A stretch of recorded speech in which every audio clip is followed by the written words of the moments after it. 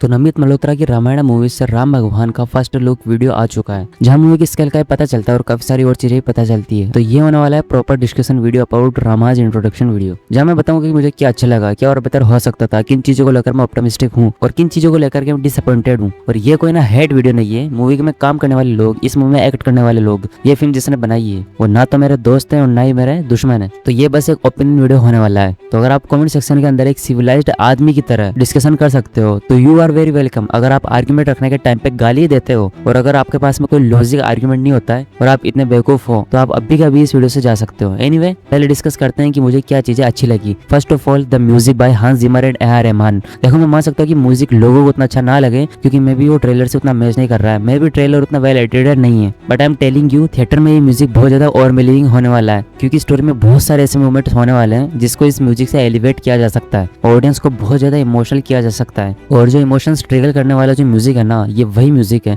IMAX Dolby theatres में तो experience बहुत ज्यादा शानदार हो सकता है and I trust Hans Zimmer and A R Rahman with this one. और जो म्यूजिक सुनने के बाद जो फील आ रही है कि हॉलीवुड में जो ग्रैंड फिल्म्स नहीं होती, जैसे कि अवतार है या फिर ग्लैडिएटर है या फिर लायन किंग है ना, उनमें कुछ ऐसा ही म्यूजिक होता है। दूसरी चीज जो मुझे अच्छी लगी वो है पुष्पक विमान। भाई ये लग रहा है कि हाँ कुछ ग्रैंड है। आई मीन ये मेनेसिंग नहीं लग रहा है। ये लोग चाहते तो इसको मेनेसिंग दिखा सकते थे कि भाई जो रावण है वो बड़ा ही खतरनाक आदमी है और उससे रिलेटेड जो चीज है वो भी कितनी खतरनाक है, पर ये थोड़ा रॉयल और मैजिकल रियलिज्म वाला लुक दे रहा है विच इज ऑल्सो गुड। और मैं यहाँ पर फिर भी स्केल को लेकर के उतना खुश तो नहीं हूँ, मतलब इसको और ज्यादा लार्जर देन लाइफ वाली फील दे सकते थे with better camera angles, but still इस वीडियो के अंदर ये इकलौती ऐसी चीज है जो क्लोज टू परफेक्शन है। तीसरी चीज है रावण का लुक। ऑल तो हमें रावण का सामने से लुक नहीं दिया गया है इस वीडियो के अंदर, लेकिन हमें उसकी कॉस्ट्यूम तो दिख रही है जो कि काफी ज्यादा क्लासी और रॉयल लुक दे रही है। तो रावण ऑब्वियसली लंका का राजा था, पर आदि पुरुष में तो रावण को नाइट किंग वाला लुक देने की कोशिश की गई थी, इवन ड्रैगन भी उड़ा रहा था वो।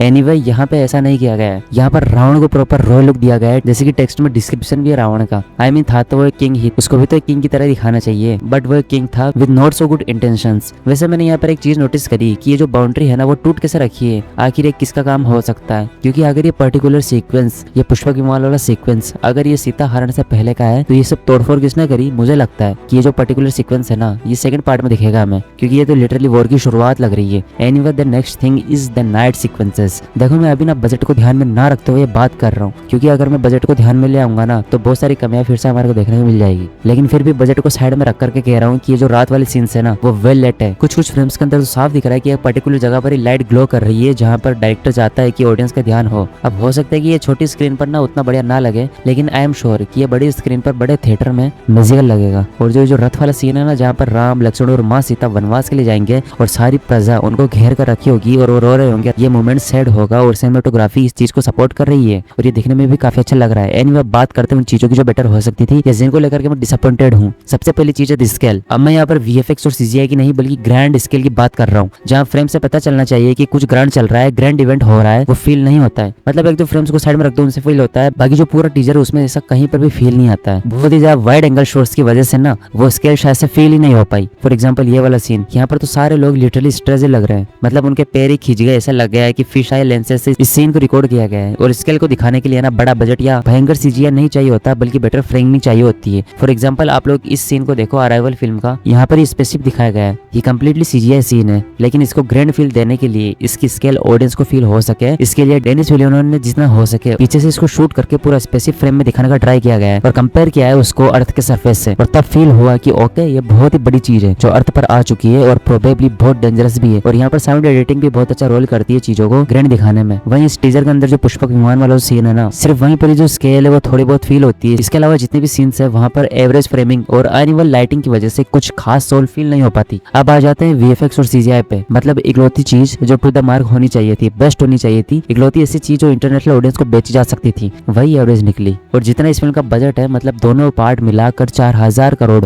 एवरेज बोलना भी कॉम्प्लीमेंट होगा इस पॉइंट पे। आई मीन इतने सारे फ्रेम्स है जहाँ विजुअल्स इतने ज्यादा फेक लग रहे हैं। अब देखो फिल्म आने में टाइम है, पॉलिशिंग हो जाएगी, ये हो जाएगा, वो हो जाएगा। एट दिस पॉइंट ये सब कुछ बस एक्सक्यूजेस लगते हैं। फिल्म की मार्केटिंग तुमको स्टार्ट करनी है, फिल्म इंटरनेशनल ऑडियंस को दिखानी है, टीजर इंटरनेशनल ऑडियंस को दिखाना है, उनको सेल करना है, और फिर ये कहना है कि पोस्ट प्रोडक्शन बाकी है या फिर पॉलिशिंग और हो जाएगी। ये सारी चीजें सेंस नहीं बनाती है। तो जो भी ऑडियंस आर्ग्यूमेंट रखने वाली है ना कि बहुत टाइम बाकी है, अभी ये कर सकते हैं, वो कर सकते हैं, ऐसा नहीं होता है। सब कुछ टीजर से पहले ही करना चाहिए था, या फिर एटलीस्ट टीजर में तो सब कुछ परफेक्ट होना चाहिए था। तभी तो जो पूरा इंटरनेशनल मार्केट है वो इस फिल्म की बात करेगा। तो मुझे समझ में नहीं आ रहा है कि ये कहाँ से एक स्मार्ट मूव है। तो देखो, अब तक हम ना इंडियन फिल्म्स को हॉलीवुड फिल्म से कंपेयर नहीं कर सकते थे। हमेशा ये कहते थे कि यार उन फिल्म्स का बजट तो 10 गुना 20 गुना ज्यादा होता है। एटलीस्ट सीजीआई वाले डिपार्टमेंट में तो बिल्कुल भी कंपेयर नहीं कर सकते थे। स्टोरी टेलिंग तो अलग बात है, लेकिन आज हम इस फिल्म को कंपेयर कर सकते हैं। और मैं सीधे सीधे कंपेरिजन करूंगा ड्यून से। तो जो ड्यून के तीनों पार्ट्स है ना, वो 4500 करोड़ में बने हैं, और ये फिल्म बनी है 4000 करोड़, जैसा कि नमित मल्होत्रा ने सिर्फ एक ही बार बताया है। और पता नहीं लोगों ने इतना क्यों बड़ा चढ़ा दिया इस बात को। मुझे रामायण के इस वीडियो में एक भी फ्रेम ऐसा नहीं लगा जो ड्यून को टक्कर दे सके, विच इज सो सैड, क्योंकि ऐसा ना बिल्कुल भी नहीं होना चाहिए था। क्योंकि रामायण का जो वीडियो है, ये टीजर है, या जो फर्स्ट लुक है, वो ऐसा होना चाहिए था जिसको देखकर लोगों के होश उड़ जाने चाहिए थे, जिससे ये फील होना चाहिए था कि भाई ये फिल्म हॉलीवुड में बनी है क्या। मतलब विजुअल्स इतने रिफाइंड होने चाहिए थे। वीडियो में काफी जगह पर ना कुछ क्रिएचर्स को दिखाया गया है। भाई ऐसे क्रिएचर्स और ऐसे जो विजुअल्स है ना, ये गेम्स में होता है। आई मीन अगर किसी ने बचपन से PS2, PS3 और जिसने भी PS5 गेम खेले होंगे ना अब तक, उसको तो नॉस्टैल्जिया हो गया होगा। मैं इतना ज्यादा हाइप्ड था इस फिल्म के लिए, इतना ज्यादा एक्साइटेड था इस फर्स्ट लुक के लिए, और अब उतना ज्यादा डिसअपॉइंटेड हूँ। क्योंकि मेरे जो भी फेवरेट्स है ना, उनकी फिल्म या तो पिट रही है या फिर उनका जो फर्स्ट लुक आ रहा है वो आपको तो मार्क नहीं होता। और अब मैं इस चीज को और ज्यादा सहन नहीं कर सकता। अच्छा चलो, हॉलीवुड गया बाहर में, हाँ ठीक है, वो देसी चीज नहीं है, हमारा इंडियन सिनेमा है देसी चीज। तो हम इस फिल्म को ना इंडियन सिनेमा से कंपेयर कर लेते हैं। तो हाल ही में कल की 2898 एडी आई थी। अब उसमें रामायण तो नहीं है, लेकिन उसमें महाभारत के सीन जरूर दिखाए गए हैं। Let me be very honest, उन सीन्स की जो स्केल है, उन सीन्स की जो रिफाइनमेंट है, इस टीजर से कहीं ज्यादा बेटर थी। जबकि उस फिल्म का बजट तो प्रेजेंट टाइम वाले सीन्स में ही चला गया होगा, बट स्टिल जो फ्लैशबैक दिखाए गए थे वो कितने स्मूथ थे यार। और वाराणसी मूवी का जो ग्लिम्स आया था, उसमें भी रामायण के वॉर का सीन है। Now look at this,